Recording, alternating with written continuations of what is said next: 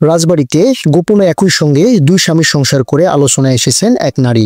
অভিযোগ রয়েছে, প্রথম বিয়ের কথা গোপন ও স্বামীকে তালাক না দিয়েই দ্বিতীয় বিয়ে করেন তিনি। এরপর থেকে কৌশলে দুজনের সঙ্গেই সংসার করছেন তিনি। বর্তমানে বিষয়টি গড়িয়েছে আদালত পর্যন্ত। এমনই ঘটনা ঘটেছে রাজবাড়ির সদর উপজেলার আলিমপুর ইউনিয়নে। খোঁজ নিয়ে জানা গেছে 22 সালের 27 অক্টোবর নোটারি পাবলিকের মাধ্যমে ওই নারী গোপনে বিয়ে করেন আলিপুর ইউনিয়নের সাগরকে।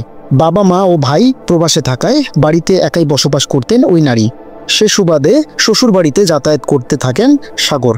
হঠাৎ ওই নারীর বাবা প্রবাস থেকে দেশে ফেরায় শ্বশুর বাড়ি যাতায়াত বন্ধ হয়ে যায় সাগরের। এর মধ্যে পারিবারিকভাবে মেয়ের বিয়ে দেওয়ার সিদ্ধান্ত নেন ওই প্রবাসী বাবা।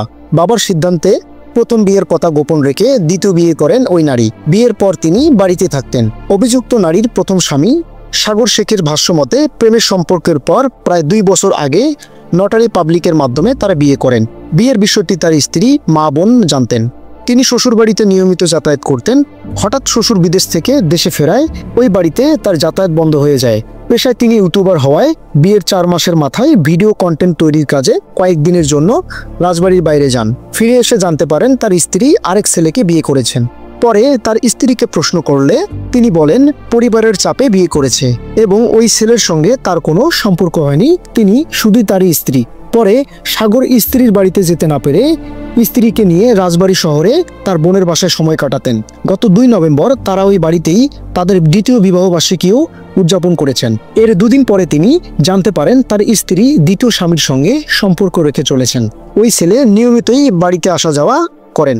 পরে এই বিষয়ে জানতে চাইলে স্ত্রী তার সঙ্গে খারাপ আচরণ করেন এবং সংসার করবেন না বলে যোগাযোগ বন্ধ করে দেন। ফলে সাগর বাধ্য হয়ে স্ত্রী ফিরে পেতে গত 11 নভেম্বর আলিপুর ইউনিয়ন পরিষদের চেয়ারম্যানের কাছে লিখিত অভিযোগ এবং রাজবাড়ির 1 নম্বর আমলি আদালতে মামলা করেন। সাগর শেখ বলেন তাকে তালাক না দিয়ে অন্য আরেকজনকে বিয়ে করে প্রতারণা করেছেন তার স্ত্রী। দ্বিতীয় স্বামীর বাবা জানান পারিবারিকভাবে ঘরোয়া আয়োজন করে তার ছেলের সঙ্গে মেয়েটির বিয়ে হয়েছে। এখন সাগর নামের ছেলেটি তাকে তার স্ত্রী বলে দাবি করছেন।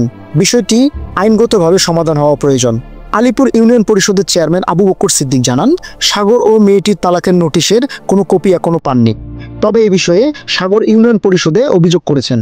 অভিযোগের পরিপ্রেক্ষিতে মেয়ের বাবাকে নোটিশ দিয়ে ডেকে আনা হয়েছিল। মেয়ে এবং তাদের অভিভাবকদের নিয়ে বসা হয়েছিল। সেখানে মেয়েটি জানিয়েছেন সাগরের সঙ্গে তিনি সংসার করবেন না।